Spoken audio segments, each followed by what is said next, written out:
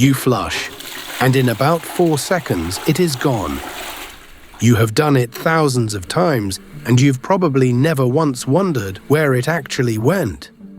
Most people picture a pipe and then a blank. It doesn't disappear.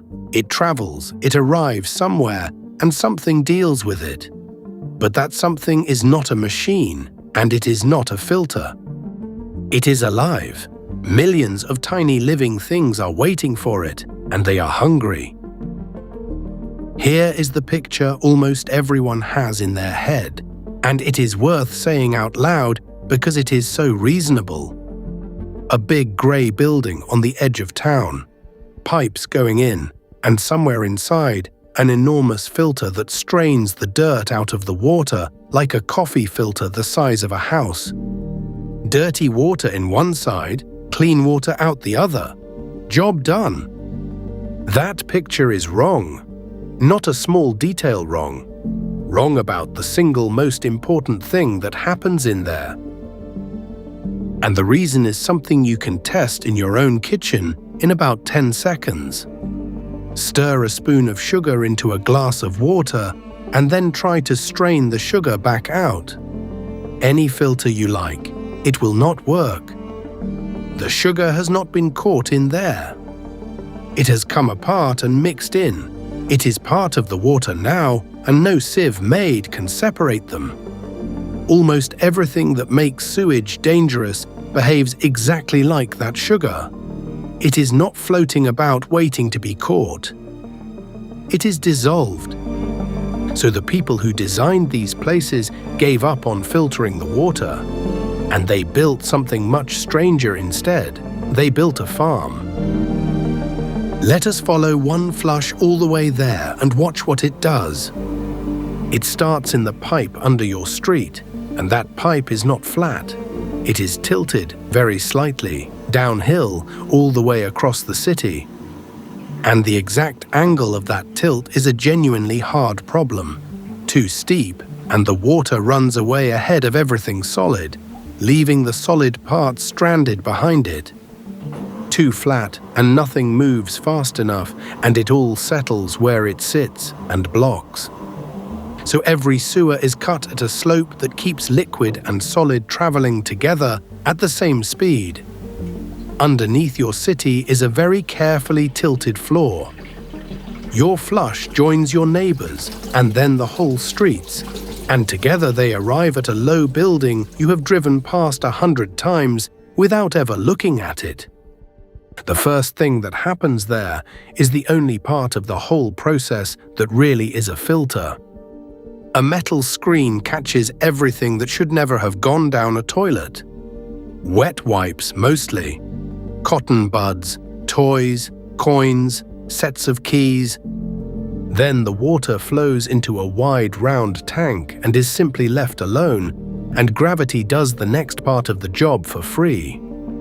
Anything heavier than water sinks slowly to the bottom. Anything greasy floats up to the top. Both get quietly scraped away. And at this point the water actually looks fairly clean. Which is the trap, because it is not. Everything that could still make someone ill is in there right now, dissolved and invisible. Exactly like the sugar. So the water is pumped into the tank where the real work happens. And that tank is the reason this whole place exists. It is not full of chemicals. It is not full of filters. It is full of animals. Bacteria, mostly in numbers that are genuinely hard to hold in your head. Most of what is drifting about in there is alive. And they are not there by accident. They are kept there on purpose. Fed, checked, and looked after, like livestock. What they eat is the invisible dirt, the dissolved part, the part no filter could ever have caught. To them, what you flushed this morning is not waste at all. It is lunch. But eating is hard work, and hard work needs oxygen. These animals have to breathe, the same as you do. So underneath that entire tank, without stopping, day and night, machines push air up through the water so that everything living in it can keep breathing. And this is the part that genuinely surprised me when I found it. Blowing those bubbles is the biggest single thing on that building's electricity bill. Bigger than the pumps, bigger than the lights, bigger than anything else in there. Which quietly tells you what this place really is. It is not a water treatment machine that happens to contain some bacteria. It is a living thing that has to be kept alive. And cleaning your water is simply what it does while it is living. And anything alive can be killed. Pour enough bleach or paint or strong cleaner down a drain, and it does not simply wash away and stop existing. It arrives here, and it kills the animals that eat your city's waste. Then there is nothing left to do. The eating and growing them back takes a long time. Which is why, in a small room at that plant, somebody takes a drop of that water, puts it under a microscope and looks at it. Not to check the water, to check on the animals. Because there are bigger creatures living in there too, that hunt and eat the bacteria, and those hunters are fragile. They die first before anything else shows.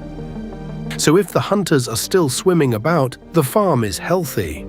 If they have vanished, something is badly wrong and there is still time to fix it. Somebody is checking on them the way a farmer walks out and checks on a herd. At the end of it all, the animals are allowed to sink and settle. Most of them are gathered up and pumped straight back to the beginning to do it all again tomorrow. The rest is sealed into a warm tank with no air at all, where a completely different set of microbes finishes the job and gives off gas while it works. That gas gets burned to make electricity, which means the waste ends up helping to power the building that is cleaning it. So the next time you flush, and it is gone in 4 seconds, and you think absolutely nothing of it. Somewhere near you, there is a building full of living things, being kept warm and fed and breathing all through the night in the dark, waiting for it.